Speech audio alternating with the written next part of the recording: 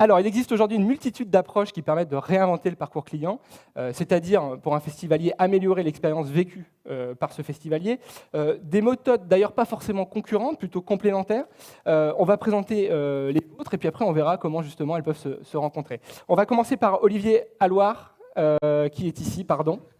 Excusez-moi, GECE, un cabinet créé il y a 10 ans, je crois, avec des études qualitatives et quantitatives pour le secteur culturel. Alors vous, l'approche retenue, c'est plutôt les enquêtes, on peut le résumer comme ça?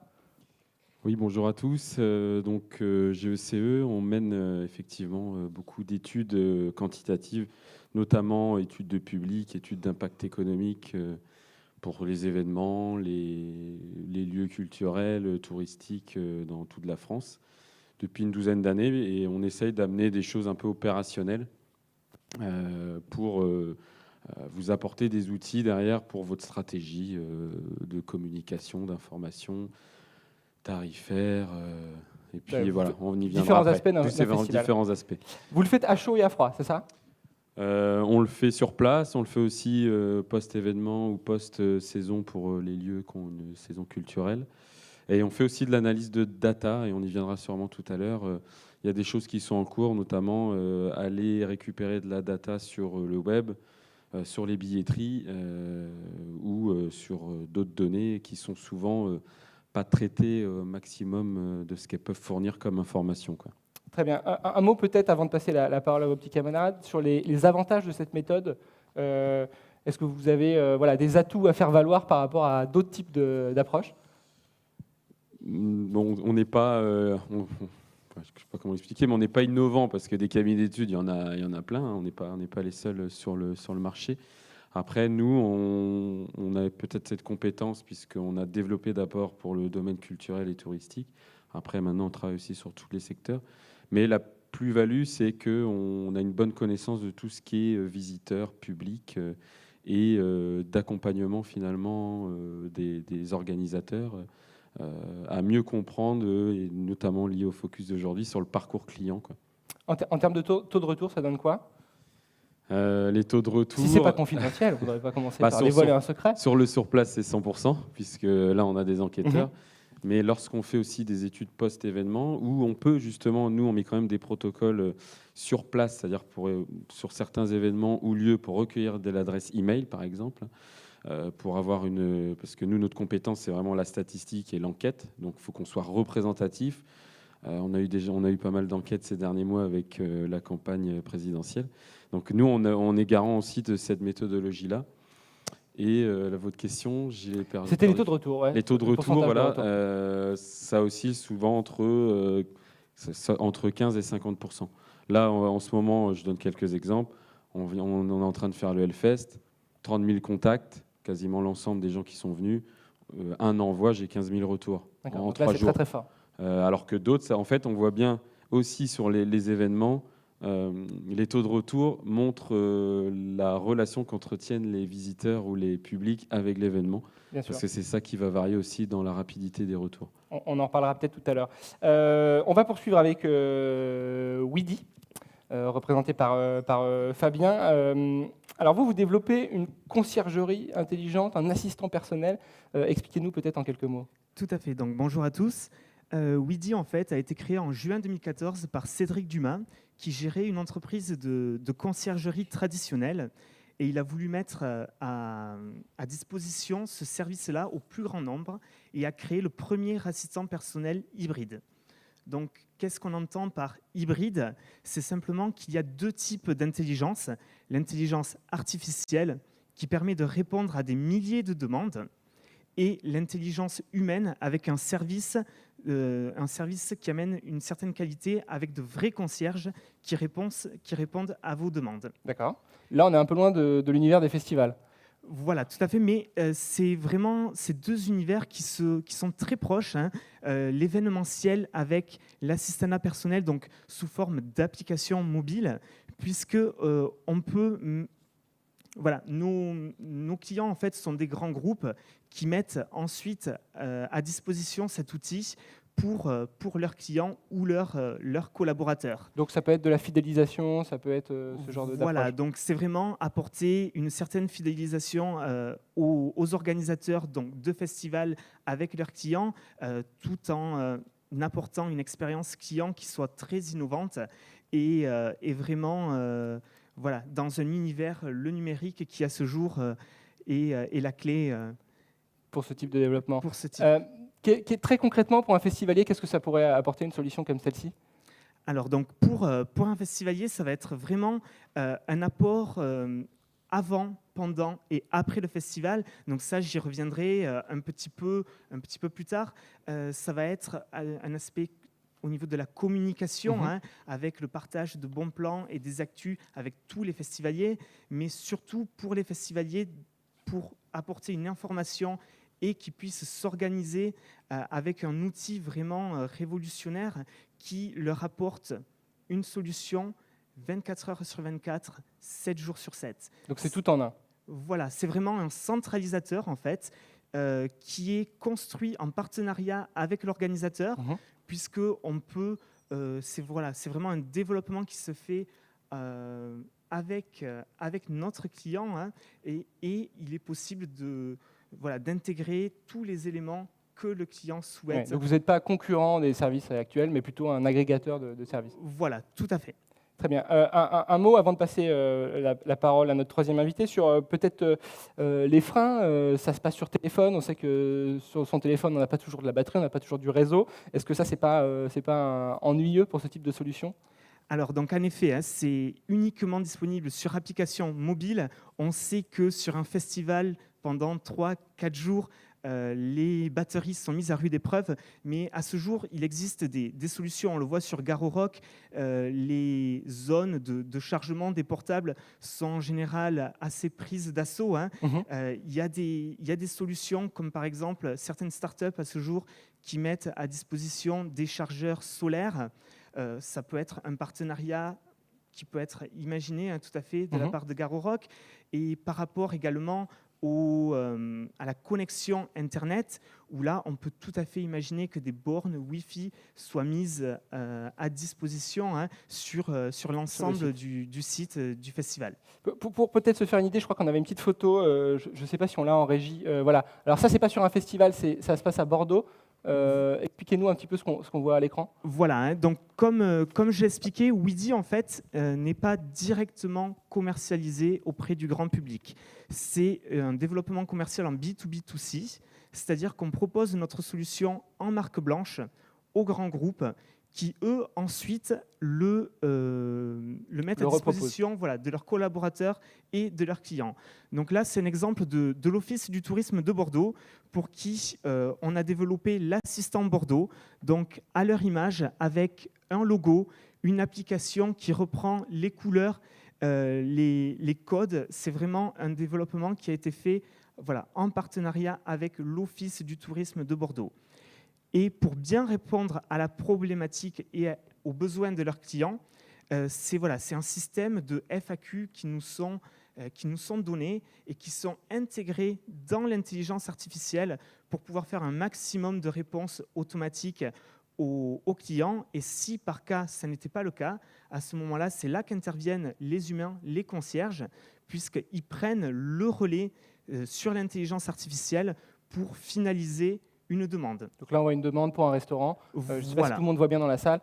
On demande à l'assistant un restaurant et on a les adresses des restaurants italiens sur le côté. Ça pourrait marcher pour un festival. On pourrait chercher un stand alimentaire, par exemple. Tout à fait. Donc là, par exemple, dans le cadre de Garo Rock, un stand alimentaire, ou une réservation de restaurant au niveau du village, plutôt. Donc là, à ce moment-là, l'assistant pourrait faire des propositions dans un premier temps avec l'intelligence artificielle, qui prend également la demande de réservation en compte, avec l'horaire, le nombre de personnes. Et ensuite, ce sont les concierges qui vont finaliser la réservation auprès du prestataire. Donc il y a la machine et l'humain. Voilà, et ça, c'est vraiment, l'utilisateur ne voit pas le changement transmission, de prise d'accord. en charge. Ça reste fluide. Parfait. Merci pour ces explications. On va passer à Akani. Je vais me tourner vers vous.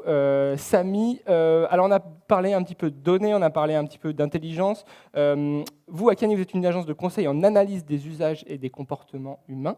Vous ne venez pas vraiment de la data, vous venez plutôt des sciences humaines, je crois. Alors, quelle est votre méthode pour évaluer l'expérience festivalière? Vous me disiez en préparant cette conférence, alors c'est votre associé, mais je pense que c'est une formule interne, il faut arrêter de raisonner techno, mais plutôt user. C'est ça le credo chez Akani? Ah, un petit problème de micro. Sinon, on va échanger. Ouais. Oui, donc tout à fait. Akani, on est une agence spécialisée dans la compréhension des comportements et des usages humains. À la base, on est quatre associés cofondateurs spécialisés à la fois dans l'ingénierie technique et dans les sciences humaines. On est ingénieur et ou docteur dans le domaine. Et nous, effectivement, le parti pris initial, c'est de se dire que pendant très longtemps, les innovations ont été poussées par la capacité technologique à répondre à un problème. Je suis capable de faire du tactile, donc je vais le proposer sur mes bornes tactiles SNCF qui ne marchent pas très bien et qui frustrent les utilisateurs. Ouais, je développe quelque chose, je vois si ça marche. Exactement. Et le parti pris, c'était de se dire on peut peut-être inverser un petit peu le paradigme de conception en se posant d'abord la question de quels sont les besoins, quelles sont les attentes, quelles sont les capacités des utilisateurs. Et une fois qu'on s'est posé cette question-là, essayer d'y répondre par la capacité technologique actuelle et donc essayer d'aller au bout du concept, mais en partant de la capacité, du besoin et de l'attente de l'utilisateur et pas de la capacité technique. Donc l'idée, c'est vraiment, pendant très longtemps, on a été dans une approche qui était dite techno-push. Je peux le faire, donc je le propose. Aujourd'hui, on dit qu'il faut avoir une approche qui est user-centered. Si l'utilisateur en a besoin, alors on lui propose. Donc sur un festival, ça pourrait donner quoi? Ça serait les déplacements, les usages, la signalétique, par exemple? Ouais, on a pu travailler. Alors l'an dernier, on a accompagné le festival Garo Rock effectivement sur des thématiques de ce type-là, où la question à laquelle on a souhaité répondre avec eux, c'était comment est-ce que le festivalier arrive sur le festival? Quels sont ses besoins par rapport aux informations pour se repérer? Et comment est-ce qu'il va aller chercher cette information-là? Quelles sont les informations qu'il va trouver? Et quelles sont les informations qui vont lui manquer? Et donc, on a mis en place les méthodes et outils classiques qu'on a l'habitude de mettre en place, c'est-à-dire du questionnaire dans une démarche qui est vraiment qualitative et qui est très complémentaire du cabinet à ma droite. C'est-à-dire que nous, on va être vraiment très centré sur la notion expérientielle, sur l'émotion, et dans une démarche qui est vraiment très, très qualitative, qui ne se veut pas parfaitement représentative de l'ensemble des festivaliers, mais qui va chercher à vraiment comprendre les discriminants comportementaux. Et en complément de ça, on a proposé une approche qui, pour le coup, est innovante, c'est-à-dire l'utilisation d'un système qu'on appelle un eye tracker, un oculomètre en bon français. Un système qui va permettre... C'est bien aussi en français. Ouais, c'est pas mal aussi. C'est pas mal aussi. C'est un système qui va permettre de mesurer la position du regard, en fait, dans le temps. Et donc, ça permet de voir ce qui est vu et de voir ce qui n'est pas vu également. Et ça nous a permis, derrière ça, d'émettre des recommandations sur la signalétique, sur l'affichage de l'information et sur comment est-ce qu'on pouvait mieux guider le festivalier sur le site. Alors là encore, je crois qu'on a une petite vidéo, on va peut-être la lancer si on l'a en régie. Alors peut-être en dire quelques mots si. Oui, bien sûr. Ouais. Bon, là, c'est votre logo, vous épargnez le commentaire. Ça, c'est un très beau logo. Je crois qu'après, il y a le logo Garo Rock, normalement. Très bien, qui est aussi un beau logo, hein, pas de discrimination. Ouais, il est pas mal, et après, il y a un joli titre. Voilà. Et donc, après, on peut rentrer donc là, on est sur l'expérience qui a été menée à Garo Rock. Hein, exactement, ça, ce sont des images réelles. Donc en fait, ce qui se passait, c'est qu'on attrapait les festivaliers immédiatement après les passages des portillons de sécurité, comme vous pouvez le voir ici. On leur proposait, en échange de quelques minutes avec nous, pendant qu'ils découvraient le festival, on leur offrait une pinte de bière. On a bien compris que c'était la monnaie d'échange locale. Et donc, ce que vous voyez, la pastille qui bougeait, c'est la position du regard. Donc, en fait, ils sont équipés d'une paire de lunettes. Vous allez voir sur l'image d'après. Ça, c'est la phase de calibration. C'est très rapide. Et immédiatement après, ils ont un petit boîtier dans la main et ça va permettre d'enregistrer la position du regard dans le temps. Là où il y a une vraie plus-value, c'est qu'en fait, on va avoir la possibilité de générer ce genre de choses-là. Où vous voyez la pastille verte à droite et la pastille rose à gauche. À droite, c'est le stimulus, c'est ce qu'on va chercher à mesurer. Et à gauche, c'est ce qui a été enregistré. Et ça va permettre de générer ce type de rendu-là, où on va voir là, par exemple, une carte de chaleur des zones qui ont été le plus regardées et celles qui ne l'ont pas été du tout. Où on voit, par exemple, ici, comme il n'y avait pas d'information sur le « vous êtes ici », systématiquement, les festivaliers vont regarder le centre de la carte et à partir du centre de la carte, aller chercher des informations en périphérie pour essayer de se repérer. Et donc ça, on voit qu'il y a une vraie plus-value à ce niveau-là, puisque ça va permettre d'identifier des éléments qui, aujourd'hui, leur permettent à la fois de se repérer et en même temps, on identifie des choses qui leur manquent pour pouvoir trouver les informations qui les intéressent. Mais LiveTracker, c'est qu'un outil parmi tant d'autres. Et aujourd'hui, je crois que la vidéo est terminée. Très bien. C'est qu'un outil parmi tant d'autres. Et en fait, aujourd'hui, on va être amené à accompagner un festival comme les Francopholies de La Rochelle sur des méthodes qui sont plus amont, où on a fait des ateliers de design thinking avec eux. Je pense qu'on aura l'occasion d'en reparler un peu plus en détail par la suite. Mais pour essayer de faire émerger de l'innovation sur les usages, sur des zones d'attente, par exemple, sur des besoins très particuliers. Et on va à la fois les accompagner dans les phases amont d'idéation collaborative, d'implication des festivaliers, et dès la semaine prochaine, dès la semaine d'après, sur le site du festival, tester ces idées-là sur du prototypage, essayer vraiment les dispositifs et impliquer les utilisateurs dans l'évaluation de ces dispositifs.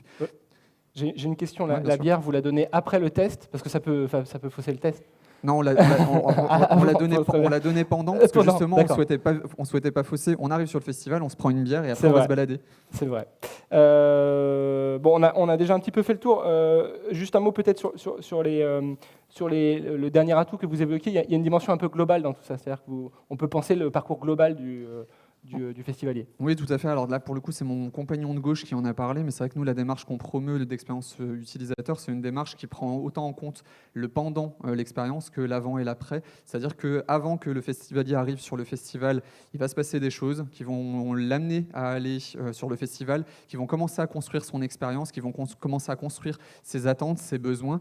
Et donc, du coup, dès cette phase-là, on va commencer à se poser des questions sur quels sont ses besoins et comment est-ce qu'on est capable d'y répondre. Et une fois que le festival est terminé, l'expérience n'est pas terminée pour autant. C'est-à-dire qu'il va se rappeler de ces choses-là, il va souhaiter les partager, il va avoir là aussi, il va participer à la communication du festival et il faut pouvoir continuer à l'accompagner même pendant ces phases-là.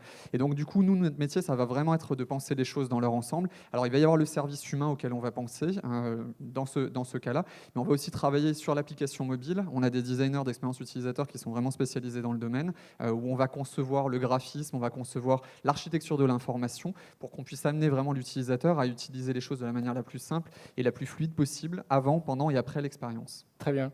Bon, je crois qu'on a bien compris tous les trois vos approches, vos méthodes. On va peut-être faire un tour de table maintenant. On va peut-être voir les questions que vous avez en commun parce que j'imagine qu'il y a plein de sujets qui croisent. D'abord, sur les problématiques, on a parlé de la signalétique. Voilà, quelles sont les problématiques peut-être qui émergent, sur lesquelles on vous sollicite, notamment chez les festivals. Olivier, peut-être pour commencer, chez GECE. Sur quoi portent vos enquêtes finalement? Qu'est-ce que vous demandent les festivals? On nous demande plein de choses. Après, ce qui revient souvent, c'est déjà quel est le profil du public, c'est-à-dire en termes d'âge, catégories sociaux, d'où il se déplace, pour éventuellement aussi amener des solutions de transport, faire des partenariats avec des sociétés de transport et trouver les points clés. Sur la communication, sur les pratiques culturelles, est-ce que les publics sont des personnes qui font beaucoup de festivals ou est-ce qu'ils viennent qu'à leur festival? Est-ce qu'on les retrouve sur des salles, sur des lieux culturels, etc. Leur profil un petit peu. Leur profil, ouais. Sur leur perception, sur l'image, sur la notoriété. Après, ça peut être effectivement sur du Kali ou du Canti, sur des applis, sur des outils d'aide à la visite, par exemple pour des musées. Effectivement, un peu comme à Cani, beaucoup mettent en place des outils dans leur savoir lieu, si ces outils sont et savoir si les usages D'accord. des utilisateurs correspondent aux besoins, quoi. Donc ça va être là-dessus ou le confort, j'imagine. Sur le confort, ouais. sur si je prends l'exemple, je sais pas, les vieilles charrues, ça va être sur la signalétique, la restauration, le temps d'attente, la disposition même des scènes. Et la programmation, ça arrive des fois. Bon, la programmation, c'est plutôt rare, mais sur certains festivals, faut pas heurter on y la va sensibilité jusque-là. du programmateur. On y va. Des fois, oui, mais des fois, ils sont assez ouverts. Aux vieilles charrues, par exemple, le programmateur, on ne va pas lui dire ce qu'il doit programmer. Ouais. Mais par contre, selon la typologie des publics par jour et comment il circule et sur quelle scène il est allé, il va orienter sa programmation sur les différentes scènes. Très bien. Samy, même question chez Akani. Sur quoi on vous sollicite? La signalétique, donc?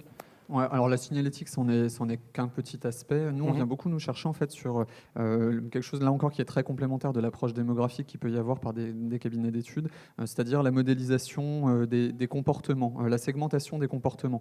Typiquement, le festivalier régulier n'a pas les mêmes attentes que le primo entrant sur un festival. Et donc nous, on va venir nous chercher, pas tant sur la donnée, le comportement marketing, mais sur le comportement lui-même, c'est-à-dire les besoins et les attentes réellement. Il va y avoir cette cette partie-là, il va y avoir le complément qui est la modélisation du parcours utilisateur. Quel est le point d'entrée sur le festival? Quelles sont les étapes par lesquelles on va passer? Quel est le point de sortie? Et à chaque étape, en fait, on va se poser la question de quels sont les besoins, quelles sont des attentes, quelle est la plus-value du lieu, du service, du produit que j'utilise et quelles sont les plus-values des produits concurrents, quelles sont les émotions que je ressens, et donc mettre tout ça en regard pour faire émerger de l'innovation. Aujourd'hui, si mes utilisateurs... Apporter de petits services en plus, auxquels l'organisateur n'a peut-être pas forcément pensé. Exactement, c'est avoir une vraie approche qui fait émerger le besoin, en fait. Nous, quand on parle de conception centrée utilisateur, on nous oppose très souvent une maxime de Steve Jobs qui, au moment où l'iPhone est sorti, avait dit c'est pas au consommateur, au client, de savoir ce dont il a besoin. Si j'avais posé la question à mes utilisateurs, à mes clients, jamais ils m'auraient parlé de l'iPhone. Enfin, voilà. Du coup, comme on est très innovant chez Apple, on a fait ça. Et du coup, c'est une maxime qui est assez détournée de son sens réel. C'est-à-dire que faire de la conception centrée utilisateur, c'est pas tendre le micro aux gens en leur demandant quelle technologie vous voulez. Exactement, de quoi vous avez besoin. C'est identifier qu'en 2005, il y avait des lecteurs MP3, des appareils photo, des GPS et Internet avec le Wi-Fi, et de se dire, c'est vrai que les gens en ont besoin à la volée un peu partout, et peut-être qu'aujourd'hui, la technologie permet de tout mettre au sein d'un appareil. On va faire exactement la même chose auprès des festivals ou des acteurs du tourisme, c'est-à-dire aller observer quels sont les usages, quels sont les besoins et les attentes, et faire émerger pour aller proposer un service qui réponde à ce besoin-là, quand bien même les utilisateurs, les consommateurs ne l'auraient pas exprimé de prime abord. D'accord. Très bien. Fabien, même question. On n'a pas encore parlé de toilettes, parce que pour moi, dans les festivals, la question numéro 1, c'était les toilettes quand même, non ? Où sont les toilettes? Non? Alors justement, c'est la question à laquelle notre assistant pourrait répondre, puisqu'il y a en fait un système de géolocalisation sur l'application où nous savons en temps réel où l'utilisateur se trouve. Et donc, la géolocalisation de services, c'est justement sur les sites de festivals une question qui reviendrait de façon très récurrente. Les toilettes, mais ça peut être les points de chargement justement de téléphone ou les points de restauration, les secours. Donc tout ce type-là de services où, bien entendu, on le sait, combien parfois les sites peuvent être grands, ça peut être le genre de problématique tout à fait à laquelle Weedy pourrait répondre. Et par exemple, on parlait d'exemple de Bordeaux tout à l'heure. Est-ce que les restaurants, c'est des questions qui reviennent souvent? Tout à fait. Donc les recommandations et les conseils, c'est vraiment la part principale des demandes qui nous reviennent de façon très récurrente. Ça peut être une demande de conseil par rapport à un restaurant végétarien sur Bordeaux qui pourra mener ensuite à une réservation ou pas, mais ça peut être également une pharmacie de garde qui se trouve à proximité, tout type de conseils, de recommandations pour que l'utilisateur passe un agréable séjour dans la ville. Donc, allez-y, pardon, je vous ai coupé. Voilà, donc c'est vraiment en fait, c'est une solution innovante qui permet d'avoir toutes les réponses à ces demandes sur le téléphone, sans avoir à téléphoner ou passer dans un lieu précis, dans ce cas-là l'office de tourisme, puisque toutes les demandes peuvent être faites depuis son téléphone et les réponses sont en instantané 24 heures sur 24. Et par exemple, est-ce qu'il y a une dimension aussi subjective? Par exemple, là, vous parliez du restaurant végétarien, mais si je lui demande le meilleur restaurant de Bordeaux, est-ce que l'assistant est capable de répondre? Voilà, donc en fait, plus l'utilisateur utilise l'assistant, plus il va apprendre à connaître les goûts, les préférences de son utilisateur. Donc ça, ce sont des choses que Weedy garde en mémoire vraiment pour personnaliser les recommandations qui sont faites. Donc à savoir, le meilleur restaurant sur Bordeaux, c'est très subjectif. Bien sûr. Donc on se basera plutôt sur les préférences du client pour à ce moment-là lui proposer un restaurant dans ses préférences à lui. Très bien. On touche là du doigt un peu les réalisations sur lesquelles vous avez travaillé. Chez GECE, sur quel type de réalisation récente pour des festivals vous avez travaillé? Je crois que vous travaillez pour les Trans, pour Mars Attack. Quels sont Est-ce que vous avez des exemples de sujets sur lesquels vous avez travaillé et qui ont provoqué une transformation? Oui, par exemple, on parlait des toilettes. Par exemple, ça c'était un des points importants. Je reprends l'exemple des vieilles charrues. Le fait qu'il y ait un manque de toilettes, par exemple, ou un nettoyage pas régulier des toilettes, c'était ressorti fortement, par exemple, d'une enquête il y a déjà plusieurs années. Et du coup, ils ont pu mettre en place derrière des actions pour avoir un nettoyage régulier et aussi une visibilité, une signalétique, parce qu'on s'était rendu compte que qui dit un espace pas propre et des toilettes faisait perdre une certaine typologie de public, notamment les plus de 45 ans qui venaient en famille et autres. Voilà, donc ça, c'est des exemples concrets où ça va être des espaces de détente. À un moment donné, certains festivals, je ne peux pas donner tous les noms, mais perdaient par exemple un type de public type familial qu'ils avaient avant, et par leur programmation et par leur organisation, avaient perdu ces types, c'était détourné. Donc derrière, donner une image, pouvait donner une autre image qu'elle voulait donner, et on s'était rendu compte par l'enquête. Donc du coup, ça fait repenser plein de choses sur des fois même la programmation, parce que certains vont changer de lieu, vont se dire je vais mettre des têtes d'affiche, et ça correspond pas à l'image qu'ont les festivaliers de l'événement. Et ça peut se retrouver derrière sur les enquêtes. Donc ça permet vraiment d'ajuster au fur et à mesure. Ensemble, on avait parlé des transmusicales aussi avec les transports, je crois. Vous aviez travaillé sur le sujet des transports. Tout à fait, ouais, on avait travaillé sur les transports avec notamment le collectif des festivals sur 22 festivals, et également les transmusicales. Et c'était de voir un peu sur chaque festival et aussi sur l'ensemble, selon les typologies de festivals, qu'ils soient rural, camping, sans camping, familial, musique, traditionnelle, etc. On avait pu identifier différents modes de transport, différentes accessibilités, et derrière aussi d'autres éléments sur le développement durable. Très bien. Même question pour Akiani, Samy. Vous parliez des francopholies, c'est peut-être un exemple qu'on peut détailler un peu. Ouais, on peut dire un mot rapidement sur les francopholies, mais à la limite, étant donné que c'est une étude en cours aujourd'hui, il y a encore peu de résultats. Il y a encore eu peu de résultats. Alors peut-être en dire un mot rapide et puis un exemple dans un domaine qui est un petit peu différent. Les francopholies, on les a accompagnés sur des ateliers, comme je le disais, de design thinking et d'innovation, des choses qui peuvent être à base d'outils qui ne sont pas nécessairement destinés à ce domaine-là, à base de Lego, à base de plans en 3D, à base de... Voilà. Et l'idée, ça va être vraiment d'utiliser des outils qui vont être ludiques pour impliquer les parties prenantes à réfléchir le service autrement, sortir un peu du carcan de pensée qu'ils ont pu avoir pendant des années et essayer de penser le service centré sur l'usage et centré sur l'utilisateur. Donc aujourd'hui, alors pour le coup, on a aussi un accord de confidentialité avec eux, donc je ne vais pas vous pouvoir donner beaucoup de détails, mais on a pu avancer avec eux sur la notion de support à l'attente, puisque l'expérience du festivalier, c'est aussi beaucoup une expérience de l'attente qui va se passer. Exactement. On se déplace d'un point A à un point B, on attend le prochain concert, on fait la queue aux toilettes, on fait la queue dans les restaurants. Et donc cette expérience de l'attente, elle doit être repensée en tant que telle et elle doit même être assumée. C'est-à-dire qu'il ne faut pas cacher le fait qu'on va attendre, il faut juste faire attention à ce que quand on attend, on ne s'ennuie pas trop. Qu'on peut animer l'attente. Qu'on peut animer l'attente, exactement. Et donc voilà, on a des pistes aujourd'hui de travail avec eux qui vont être testées donc, dès la prochaine édition dans 15 jours pour essayer de voir si finalement ces pistes-là permettent d'envisager des choses à plus grande échelle ou au contraire, est-ce qu'il faut penser les choses un petit peu différemment. Donc ça, c'est pour les francophonies. Ça, c'est pour les franco. Et dans un domaine qui est un petit peu différent et une étude que je trouve assez intéressante, on a travaillé avec la Compagnie des Alpes sur les stations de ski de la Plagne et des Arcs. Je trouve que c'est un exemple intéressant parce que la question qui nous était posée initialement, c'est souvent le point d'entrée. C'est-à-dire qu'on est venu nous voir avec une application mobile en nous disant on aimerait améliorer la facilité d'usage, la simplicité d'interaction. Accompagnez-nous là-dessus.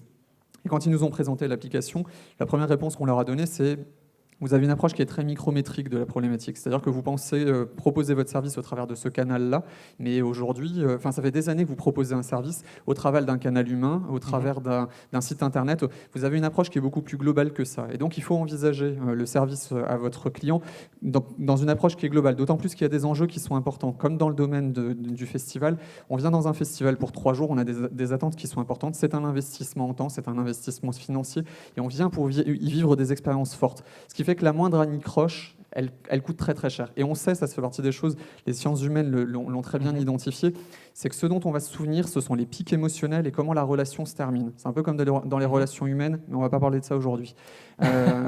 Mais ce qui est sûr, c'est que du coup, quand on a des attentes... On n'aurait pas assez de temps. Ah non, largement pas.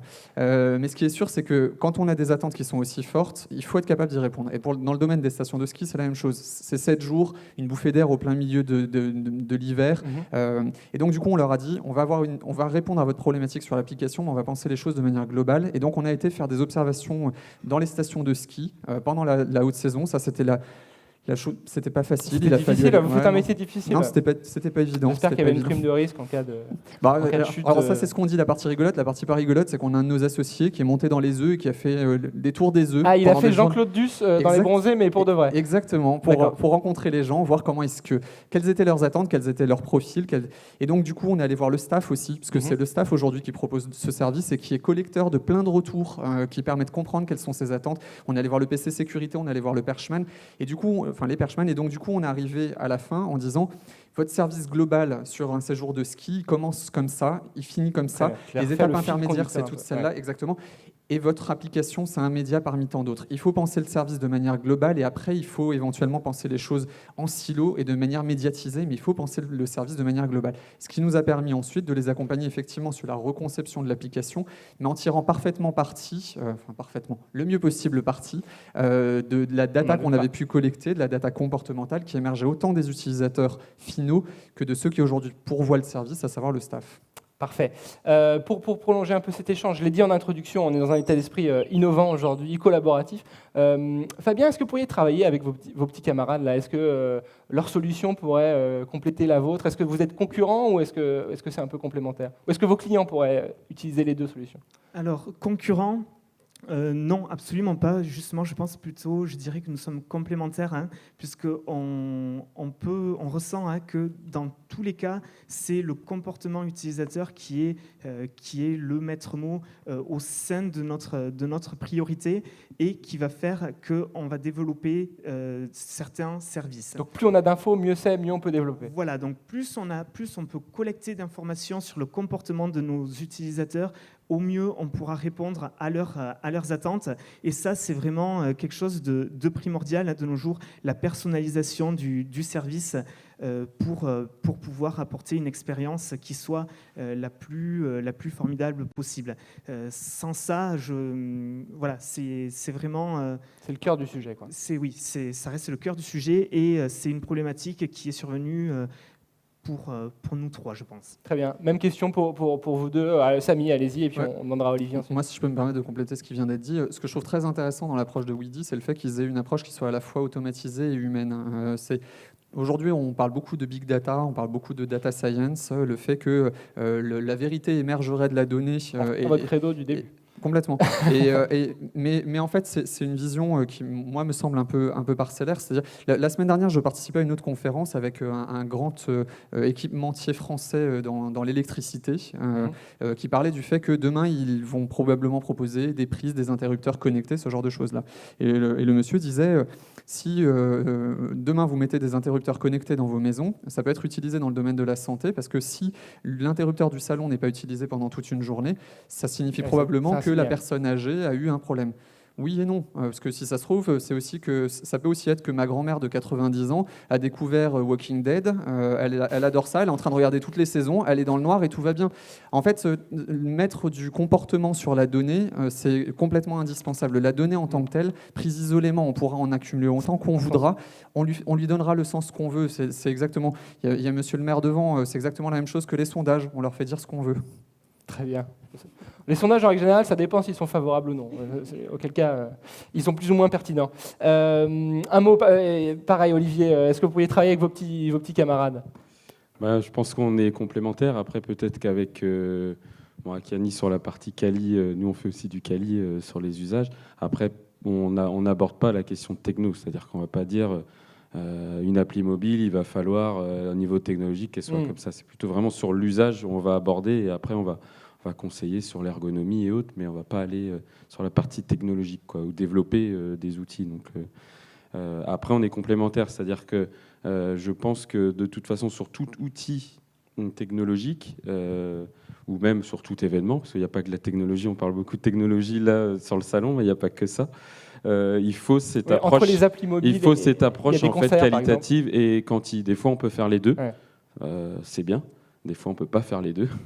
Et c'est vrai que dans les études, il y a quand même à 80%, c'est d'abord du quanti. Et nous, sur les événements, déjà quand on arrive, on arrive, ils n'ont pas grand-chose. Ils ont un peu de données de billetterie, de fréquentation. Alors ils disent oui, je connais la provenance des publics, j'ai des choses via les datas un peu disponibles via les logiciels de billetterie, mais ça ne va pas beaucoup plus loin, où c'est entre guillemets du bricolage. Donc, quand on part d'un point zéro, donc la Vous première êtes base, parfois le point de départ, c'est ouais. déjà d'avoir des grands indicateurs. Après, à partir de là, on va aller sur des axes plus précis et amener justement de l'approche qualitative ou quanti. Là, sur Rio Loco, par exemple, qui est assez proche, il y a 15 jours à Toulouse, Donc, c'est un autre on a eu festival, une c'est approche ça quali quanti, voilà, qui était un festival sur les bords de Garonne, Prairie des Filtres, pour ceux qui connaissent. Voilà, il y a l'étude de public qui est en cours et il y a une partie quali qui a été faite justement avec de l'observation sur site, suivre le parcours des personnes qui rentrent sur différents profils. Mais là, on est sur une approche beaucoup plus ethnographique et approfondie où on va vraiment avoir du contenu beaucoup plus détaillé qu'une Très bien. enquête par questionnaire. Mais pour moi, on est complémentaires. Et c'est vrai, juste pour préciser, beaucoup d'outils, effectivement, même dans la phase de conception, devraient avoir à chaque fois ce Une côté base, usage ouais. et test, soit quali ou soit éventuellement quanti. Mais après, bon, c'est des histoires de budget aussi. Bon, très bien. Dernier tour de table, même s'il n'y a pas de table, avant de passer aux questions de la salle, sur la maturité de vos interlocuteurs, alors notamment les festivals, puisqu'on parle de festivals, mais les événements en règle générale. Quand vous allez les voir et que vous proposez vos services, est-ce qu'ils sont très partants? Est-ce qu'ils sont encore un peu craintifs? Est-ce qu'ils ont du mal à sortir le carnet de chèques? Comment ça se passe? On va commencer par Olivier, puis on fera dans ce sens-là. Ça dépend de la maturité en fait de l'organisateur ou du lieu qu'on approche. C'est vraiment du cas par cas en fait. Il y en a qui ont déjà cette approche-là et qui ont besoin de ça au quotidien pour travailler. Chaque responsable de service a besoin de ces éléments-là pour avoir vraiment une approche globale et stratégique. Et plus approfondie quand on va sur des choses plus qualitatives. D'autres qui n'ont pas forcément cette approche d'évaluation, de connaissance des publics et des usages ou sur d'autres points, là c'est plus compliqué. Donc c'est vrai que c'est un investissement, on ne voit pas forcément tout de suite la plus-value que ça peut apporter parce qu'on est sur des rapports, des chiffres. C'est derrière comment on accompagne pour pouvoir s'en servir sous des formes peut-être plus, le design thinking ça fait un peu partie de ça, mais ça va être aussi sur des formes d'accompagnement sous forme d'ateliers opérationnels. À partir de ces résultats, qu'est-ce que ça veut dire vous par rapport à votre projet culturel ou touristique, etc. Donc voilà, ça dépend de la maturité de chacun. Et moi, je dis toujours, même un lieu, l'autre jour m'a dit, c'était une très bonne réponse, c'est une étude qui fait tous les 2-3 ans, finalement, c'est 1% du budget sur les 3 ans. Et ces 1%-là sont hyper importants pour pouvoir faire les 3 ans échanger, prendre des bonnes décisions et mettre en place des plans d'action qui vont dans la bonne direction. Et pas sur des « je pense que ». En préparation, vous me disiez qu'il y avait aussi une question de génération parfois. En fonction de la génération du directeur ou de l'organisateur, on est plus ou moins sensible à ce genre de sujet. Ça va être plutôt ceux qui ont le profil plutôt, on va dire, gestionnaire, administratif ou marketing ont déjà cette approche-là et en 10 ans, ça a quand même évolué. Et ceux qui ont l'approche artistique, c'est encore un peu plus loin c'est un peu plus compliqué de leur parler d'enquête. Très bien. Samy, comment êtes-vous accueilli chez ces festivals ? Nous, dans le domaine de l'expérience utilisateur, on bénéficie beaucoup de l'effet d'aubaine. C'est-à-dire que ça fait partie des termes qui sont beaucoup employés aujourd'hui, des concepts qui sont assez en vogue. Donc il y a quelque chose... très clairement, on constate qu'il y a un vrai intérêt par rapport à ça. Là où c'est plus limité, c'est que c'est plus difficile. Par contre, effectivement, au moment où il s'agit de sortir le chéquier, c'est plus compliqué. Voilà. Toujours, curieusement. Ça dépend des domaines, mais dans le domaine de l'industrie du loisir et du tourisme, c'est un peu le cas aujourd'hui. C'est-à-dire qu'on nous dit, on comprend bien l'intérêt de la démarche pour proposer un très bon service, mais ça coûte très cher. Alors du coup, on leur dit, essayez d'imaginer ce que ça coûte un très mauvais service. Voilà. Une façon de répondre.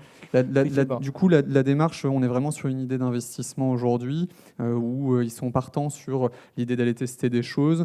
Il y a une forme de maturité qui émerge aussi. Il y a un impératif économique, c'est-à-dire que particulièrement dans le domaine du tourisme, du loisir et des festivals, là, puisqu'on en parle aujourd'hui, on voit bien émerger le fait qu'on est sur une notion qui relève purement de l'expérientiel, qui relève purement de l'émotion, où il y a un taux de réachat potentiel qui peut être très important si l'expérience est bonne, et inversement, quand ça se passe mal, on peut avoir des pages Facebook qui sont pourries de commentaires extrêmement négatifs. Ouais. Voilà, donc on voit bien que c'est une variable qui arrive aussi avec les réseaux sociaux. Complètement. Et donc du coup, ça fait partie des virages qui sont en train d'être pris aujourd'hui. La maturité se fait progressivement. Parfait. Même question, Fabien. Est-ce qu'on vous voit avec des gros yeux bizarres ou est-ce qu'on vous accueille chaleureusement ? Alors, voilà, donc les deux cas peuvent être un peu Possible. possibles, hein, puisqu'il y a ce côté vraiment innovant qui, pour certaines personnes, voilà, ils ont beaucoup de questionnements en fait. Et voilà, ils ne savent pas exactement quelle pourra être l'utilité de notre service. Et à ce moment-là, on les amène à le tester, tout simplement, hein. Il y a une période de test, et là, ils découvrent vraiment que les possibilités sont vraiment énormes. Donc ça leur donne des idées, ils se projettent un peu plus. Voilà, du coup, pour je pense aux grands groupes, par exemple, qui souvent, suite au test, la question revient, et en cas d'événements de façon ponctuelle, qu'est-ce qu'il est possible de faire? Parce que Weedy assiste les utilisateurs dans leur quotidien, leur déplacement, mais également au niveau professionnel, mais dans le cadre d'un événement qui soit ponctuel. Alors à ce moment-là, tout à fait, hein, il est possible d'agrémenter notre base de données par rapport à un événement ponctuel pour répondre à des besoins plus spécifiques. À des besoins qui sont très spécifiques sur une courte durée. Très bien.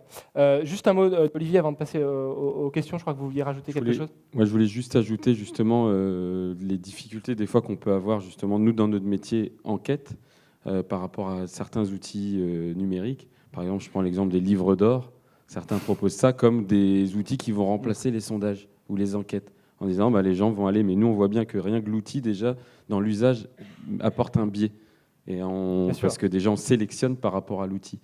Dans les enquêtes qu'on a pu faire sur les usages, notamment pour le Louvre, sur des outils multimédia, on voyait bien qu'il y avait déjà une sélection par l'outil, quoi.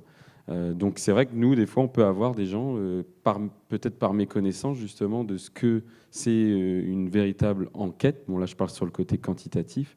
Vont nous dire, non, mais moi j'en fais. Je mets un livre d'or en sortie d'exposition. Et on a quelques questions et ils pensent que c'est représentatif. Mais nous, on voit bien que sur toutes les enquêtes qui sont faites avec des méthodologies, mettre sur Facebook un questionnaire, par exemple, ou mettre même avoir des avis, ou sur une newsletter, c'est biaisé, c'est biaisé. Bien sûr. Parfait. Alors, on va se tourner vers la salle si vous avez des questions pour les trois ou l'un de nos invités. Alors, une question juste sur la gauche. Je ne sais pas si on a un micro qui se promène. Voilà. C'est la première question. Il y a un peu de mise en place. Allons-y, première question. Bonjour à tous, c'est plus un commentaire ou une remarque en tant qu'organisateur d'événements. Je travaille pour un festival qui s'appelle le Reggae Sunska. Nous, on est bien évidemment tout à fait preneurs et en demande de ces thématiques-là, tout simplement pour améliorer l'expérience utilisateur, parce qu'aujourd'hui, on sait que quand un festivalier vient sur un événement comme ça, il vient pour vivre une expérience pendant 3 ou 4 jours, un peu complète simplement. Ce n'est pas forcément une question de maturité, parce que je pense que du coup, sur le Sunska, on l'a et on est prêt. C'est aussi une question de budget. Et du coup, quand on parlait d'effet d'aubaine tout à l'heure, moi je suis bien preneur, vu qu'on arrive 3 semaines après les Franco, pour avoir on essaiera d'envoyer du monde de chez nous là-bas pour voir comment ça se passe, mais sur l'expérience d'entertainment des temps d'attente, c'est quelque chose que tous les organisateurs d'événements rencontrent, par exemple, hein. Et c'est vrai que sur tous les commentaires qui ont été faits depuis le début, évidemment, on se dit qu'on devrait mettre un bar plus près de l'entrée, le process d'achat des jetons beaucoup plus simple, beaucoup plus facile à mettre en place pour les festivaliers, etc. Et je voulais savoir à quel moment ces technos qui aujourd'hui là sont innovantes vont aussi faire partie d'un réseau d'échange de bonnes pratiques, etc. Puisqu'au final, tous les organisateurs d'événements, eux aussi, se connaissent, échangent. Bon, à Chiani, on se connaît parce que sur Garo, on avait échangé l'année dernière. GECE, il y a des études dont les bons résultats sont échangés par les organisateurs d'événements. Donc, nous, c'est des choses où on est attentif, on essaie d'être preneur, mais peut-être dans une notion de réseau d'événements ou de mise en commun d'informations, il y a peut-être un partage de données qui pourrait être intéressant pour tous les organisateurs, au moins un pack de base, quoi. Est-ce qu'il pourrait y avoir finalement une solution type qui pourrait être partagée nous, on fait des choses, par exemple, et c'est vrai que certaines fédérations comme le Pôle, par exemple, sur Pays de Loire, où on a fait des choses mutualisées. On le fait là depuis en 2015 sur des études d'impact, études de public et impact économique, sur 15 événements. Et là, on le refait sur une enquête utilité sociale, sur les 15 mêmes événements, mais sur une autre forme d'enquête. Donc, on mutualise le dispositif. Effectivement, c'est beaucoup plus intéressant pour le lieu ou la salle, enfin, ou l'événement plutôt, de mutualiser, puisqu'en plus, ça met des réflexions communes. Donc on va construire les outils ensemble, on va construire la méthodologie ensemble, et en plus il y a un côté un peu de formation finalement, puisque ça montre derrière le dispositif qu'on met, puisqu'on le construit avec eux. Après l'analyse, bon, c'est nous qui la faisons. Donc ça, c'est des exemples qu'on a pu faire justement de mutualisation. Et là, en ce moment, pour le ministère de la Culture, on construit un guide, enfin une des missions, c'est de construire un guide des études de public qui veulent ensuite diffuser à l'ensemble des lieux subventionnés, que ce soit les scènes nationales, les SMAG, les CDN, pour avoir la même méthodologie commune. Alors, ils ne vont pas vous transformer statisticien, mais au moins avoir les bases de ce que c'est, ce qu'on met dans un questionnaire, comment on le construit, comment on échantillonne, les bonnes pratiques, et derrière, soit vous faites appel à un cabinet, ou soit vous prenez même un stagiaire. Ça vous donne les éléments les plus importants à ne pas manquer, quoi. Mutualiser, messieurs, c'est possible aussi pour compléter la réponse, nous, on est évidemment très preneurs, justement, étant sur la question du comportement, plus on va avoir la possibilité d'aller observer de situations différentes, plus on sera fin et pertinent sur les recommandations qu'on fera. Aujourd'hui, le frein, il n'est pas tellement de notre côté, il est du côté des commanditaires qui font le choix, étant donné qu'ils investissent sur notre solution, de protéger un peu leur investissement et pas nécessairement, dans un premier temps en tout cas, de s'ouvrir à un partage des résultats.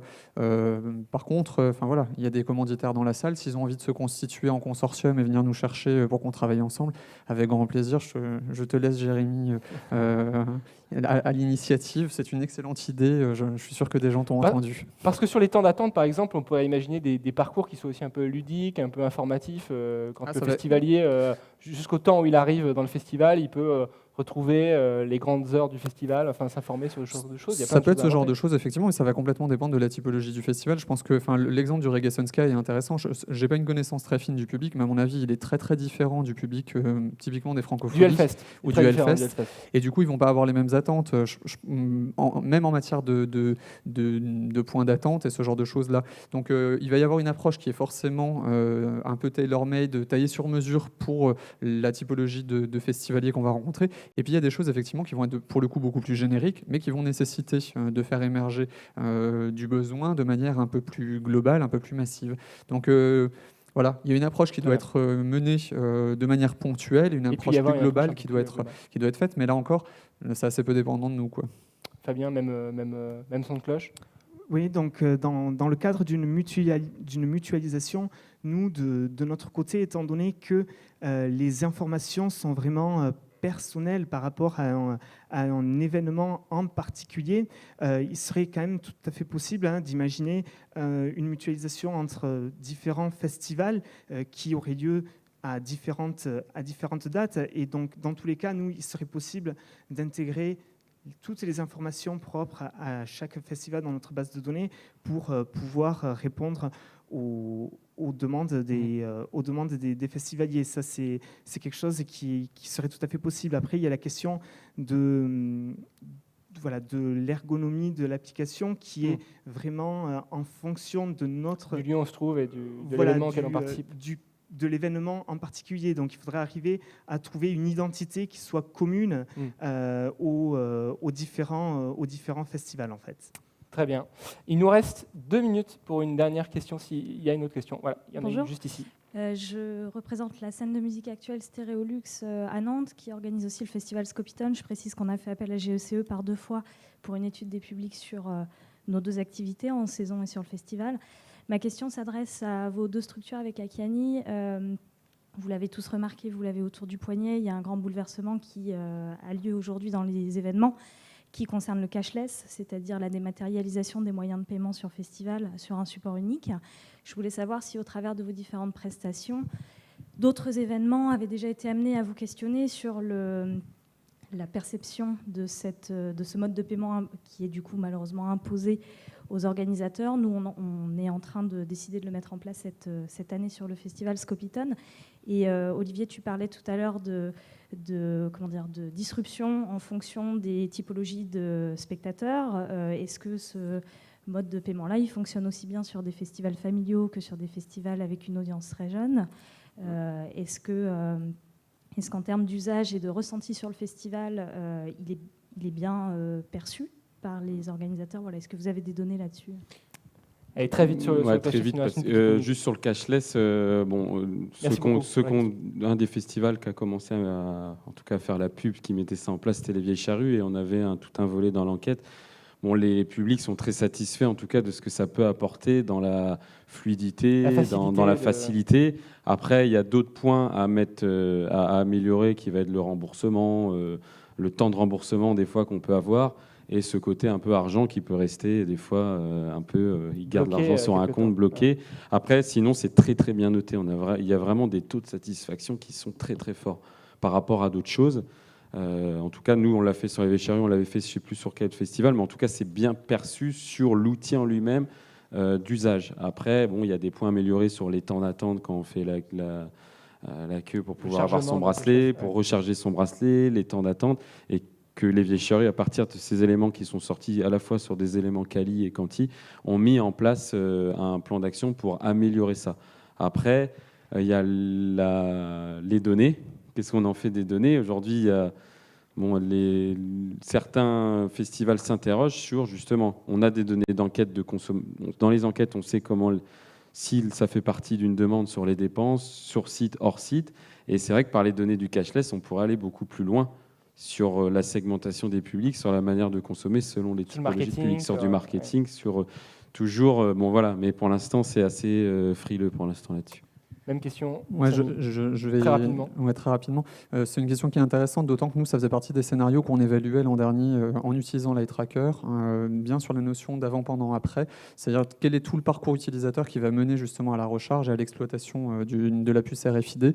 Nous, les résultats qu'on a eus étaient beaucoup plus mesurés que ceux de GECE, visiblement, parce que les résultats n'étaient pas bons du tout.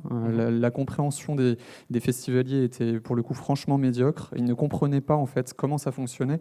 Ils ne comprenaient pas ce que ça pouvait leur apporter et en fait, dans la construction même de leur parcours mental, ils ne comprenaient pas quelles étaient les étapes par lesquelles ils pouvaient passer. Alors je pense que c'est très contextuel aussi parce que ça avait été mis en place pour la première fois. Il y a eu d'autres phénomènes qui se sont produits en même temps. Je crois qu'il y a eu des problèmes de panne, machin, tout ça. Donc c'est contextuel, mais pas que. Il y a aussi le fait qu'on est sur une vraie démarche qui est technocentrée, c'est-à-dire qu'on va pousser un usage par une capacité technique à y répondre. Les utilisateurs, enfin les consommateurs payent avec leur carte de crédit. Aujourd'hui, un tout petit peu en sans contact, enfin de plus en plus en sans contact, mais n'empêche qu'ils payent avec leur carte de crédit, ils payent avec du cash. Et donc, du coup, ils n'ont pas tout ce parcours-là en tête de devoir d'abord aller se renseigner, activer, préactiver sur Internet éventuellement, puis aller mettre du cash dessus. Puis quand il n'y en a plus, comment est-ce qu'ils font pour vérifier la balance, toutes ces choses-là. C'est un parcours de consommation de leur argent qui est radicalement différent de ce dont ils ont l'habitude. Je pense aujourd'hui qu'on est sur quelque chose qui, dans certains cas, n'est pas accompagné tout à fait comme il faudrait. Le parallèle que je pourrais faire, c'est que c'est comme les portillons de sécurité dans les aéroports. C'est fait pour le bien de tous, mais si on n'explique pas pourquoi c'est fait pour le bien de tous, tout le monde est frustré. Bon, voilà un sujet qui va animer les coursives, je pense, pendant 2 jours ici à Gare au Camp. On va s'arrêter sur cette dernière question. Merci à ceux qui les ont posées. Merci à tous les 3 pour vos explications et vos solutions. C'était un vrai plaisir d'ouvrir ce Gare au Camp avec vous. Et puis, on se retrouve évidemment tout au long de la journée si vous souhaitez leur adresser plus de questions.